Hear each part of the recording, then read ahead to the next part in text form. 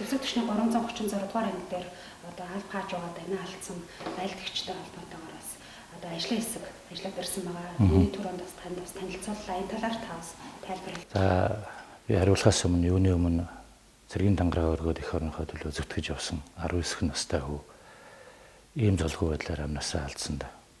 Түүний ээж төрөл төрөсөд ах トゥ найз нөхдөд нь гүн эмгэнэл илэрхийлж байна. Сайдын зүгээс сайдын зүйлийн гишүүдийн нэр юмнаас. За манай ажлын хэсэг танилцаад ирлээ. Энэ ажил бол өөрөө бас дотроо заагтай цэргийнхэн өөрснөө юугаа үзэх үү шалгах уу, хуулийн нэлтийн байгууллагууд нь ямар үр хариуцлагатай байх уу, ямар дүгнэлт гаргах үүд нь өөрөө заагтай. Энэ ч үүднээс бид нэр зориуд ийм ажлын хэсэг гаргаж явуулж үзүүлсэн. За ажлын хэсгийн дүгнэлтэн дотор бол анхаарахмаар зүйлүүд их байна. Тэгэхээр бид нэр өөрийнхөө зүгээс дүгнэлт хийгээд байж гэн. Цэргийн дүрм журм ном журмынхаа дагуу мөрдөгдөөгүй байна. Хэд хэдэн зүйл дээр алдаа гарсан байгаа. Энэ талаар манай жин штабын албасаар бас мэдээлэл хийж танилцуулах ёстой. За урд өмнө ийм гарч ирсэн хэрэгүүдийн дагуу арга хэмжээ дутуу авагдчихсэн зүйлүүд байна.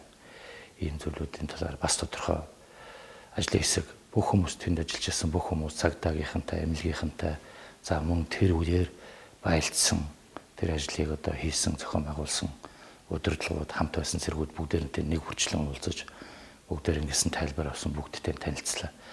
Тэгэхээр энэ дээр бол цаашдаа анхаарах зүйлүүд их байна. Олон зүйл дээр бол алдаа гаргасан гэдэг нь бол харагдаж байна.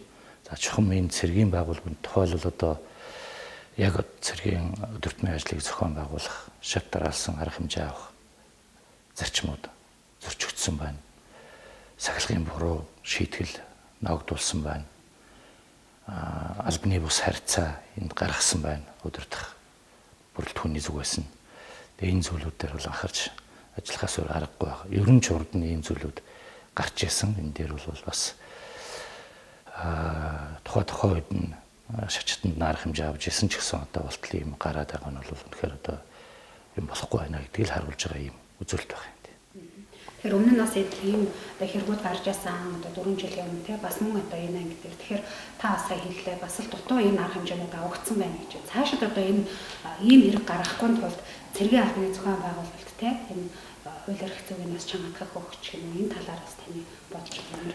Тэгээ ер нь Батлан болох юм бол энэ цэргийн салбарыг бодлогын хувьд удирдах ёстой, иргэний хяналт шалгалтын зүгээс нь удирдах ёстой ийм үүрэгтэй байгууллага.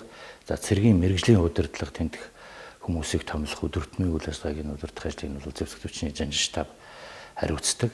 За жанжин штабын зүгээс хийж байгаа ажил, яамны зүгээс хийж байгаа ажлын уялдаа холбоог нь хангах бол их чухал байгаа. Ялангуяа би сайд болсноос хойш их анхаарал тавьж ажилласан зүйлийн нэг бол цэргийн албанд иргэний зүгээс тавих хяналтыг сайжруулах, тогтолцоог нь зөв болгох дээр бол нэлээд их ажиллалаа. За оны өмнөхөн засгийн газраар шийдвэр гаргуулсан.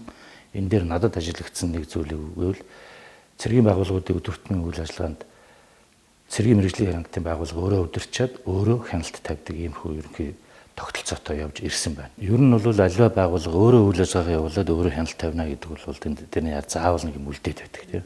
Ийм зүйл ажиглагдаад байсан учраас энэ тогтолцоог нь өөрчлөөд ерөөсөө зэвсэг түвшний хэмжээнд тавьж байгаа Батлан Монгол салбар тавьж байгаа хяналт бол дээрээсээ яамны зүгээс Батлан Монголын ерөнхий хяналт шалгагчийн зүгээс явагдаж байх.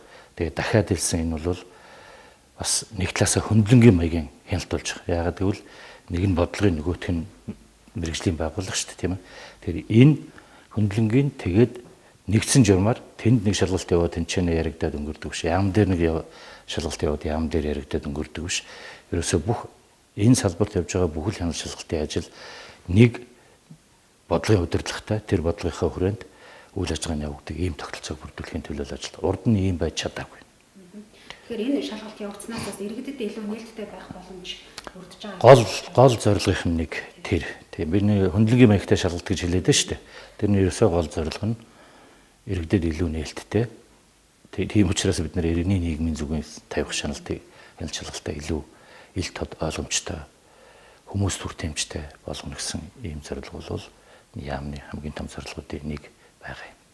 Энийний гол одоо урд өмнөхөөс онцлог юу гэхээр үндсэндээ Батлан хамгаалахын ерөнхий хянан шалгагч гэдэг албаны зүгээс энэ бодлогыг нэгдсэн журмаар зангидж ялангуяа цэргийн байгууллагуудын мэрэгжлийн байгууллагуудын явуулж байгаа үйл ажиллагаанд яамны зүгээс тавих иргэний хяналтыг сайжруулах, боловсронгуй болгох асуудал байгаа юм.